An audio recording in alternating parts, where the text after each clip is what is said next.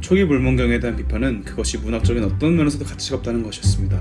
예를 들면 그 당시 어떤 남자는 존 스미스를 돌머리였으며 물문경은 가장 역겹고 어처구니 없으며 가장 멍청하고 경멸받을 만한 일을 계시라고 속이고 있다고 주장하기도 했었습니다. 하지만 시간이 지나면서 물문경에 대한 가장 회의적이었던 비판자들도 조금씩 그들의 주장을 바꾸기 시작했습니다. 그 예로 조셉의 유명한 전기작가 반 브로디는 그를 빗대어 놀라운 재능의 이야기꾼이라고 하였고, 제일 상한 문학학자 해럴드 블럼은 조셉 스미스를 종교적 천재라고 여기기도 했습니다.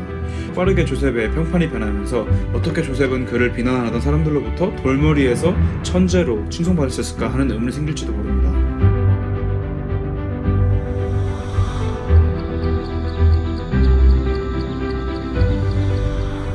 사실 조셉이 스스로 무언가를 했다기보다는 그의 서기에게 3달도 안 되는 기간 동안 받아적게 했던 558페이지 기록의 역할이 더 컸습니다. 사람들이 그 문서를 더 자세히 분석하면 할수록 그것이 생각보다 훨씬 복잡하고 정교하게 쓰였다는 것이 분명해졌습니다. 물문경의 놀라운 정교함은 굉장히 많은 부분들에서 찾아볼 수 있습니다. 물문경에는 200명 이상의 인물이 등장하고 150개 이상의 지명, 다수의 이주와 별개의 문화들, 3개의 다른 날짜 계산법, 측량법, 복잡한 구조의 글, 가계도, 계보 역사, 정치 역사, 중대한 법적 사례들, 현실성 있는 전쟁, 다양한 문학적 장르, 회상의 개연성, 천부적인 교리적 가르침, 이루어졌던 많은 예언들, 그리고 수천 개의 문학적 요소들, 히브리어, 문맥적 관계들을 포함하고 있습니다. 놀랍게도 이 모든 특징들은 모두 복잡하게 얽혀있지만 작은 오류 하나 없이 일관성 있게 서술되었습니다. 예를 들어서 물문경은 600개 이상의 지형적 묘사를 글 속 여러 곳에 포함하고 있음에도 그 글 속에 묘사된 도시, 지면, 수로, 언덕 혹은 지역 간의 공간적인 특징은 일관성을 유지하고 있습니다. 다른 일관성의 예로는 이더서에 나오는 계보의 길이를 통해 알아볼 수 있습니다. 첫 번째 장은 이더 시대의 왕부터 야레세 시대까지 30여 명의 왕의 계보를 나열하였습니다. 이 역순으로 나열된 이 명단은 왕들의 연대기를 명시함으로써 물문경의 뼈대로서의 역할을 합니다. 여러 판들의 기록을 개서기가 나가고 그것들이 성견된 관리자들에게 전달되는 과정, 그리고 그 기록들을 하나로 묶어내는 것은 사실 엄청난 일입니다. 하지만 물문경의 문맥에 대한 세세한 분석은 그것이 얼마나 논리정연하고 일관되게 기록되었는지를 보여줍니다. 힐라멘서에는 하나님의 아들이자 하늘과 땅의 아버지, 처음과 끝이 창조주셨던 그리스도의 오심에 대해 레이먼인 사무엘이 예언한 부분이 나옵니다. 그리스도를 지칭하는 각기 다른 호칭들은 이미 250페이지 이전에 벤자민 왕이 말한 호칭들이었고, 이는 글자 그대로 인용되었습니다. 이로 인해 물문경의 문맥적인 관계의 흐름이 훌륭하다는 것을 알 수 있습니다. 엘마서 17장부터 26장에 나오는 회상 장면에는 또 다른 과거의 장면이 담겨 있습니다. 독자들은 그것을 통해 서로 다른 관점에서 엠모나이아의 멸망을 지켜보게 됩니다.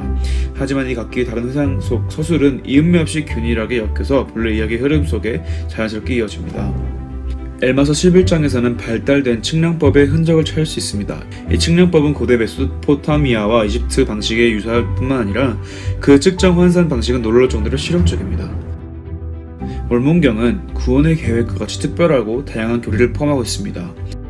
각 시대의 선지자들이 핵심 교리를 그들의 시대와 상황에 맞게 적용했음에도 불구하고 그들이 설명했던 교리들이 그 시대에 상관없이 지속적이고 같은 뉘앙스로 전해졌다는 것은 분명합니다.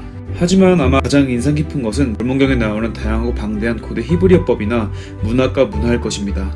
이 고대 히브리즘은 물문경의 기원이 이스라엘 민족으로부터 시작됐다는 사실을 뒷받침해주며 히브리즘에 대한 많은 부분들이 정교하게 표현되어 있습니다.